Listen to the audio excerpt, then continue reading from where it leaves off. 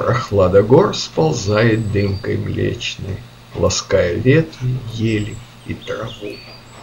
И, пробуждая птичью кутерьму, с улыбкой солнце шествует навстречу. А в небе белых тучек перезвон, плывущих в голубом бездонном море, и с перламутровым сиянием во взоре, летящих вдаль под шорох пышных крон. А ветер, проскользнув между стволов, стряхнул с кустов последних капель блестки, и задрожали голые березки, прогнать пытаясь морось зимних снов.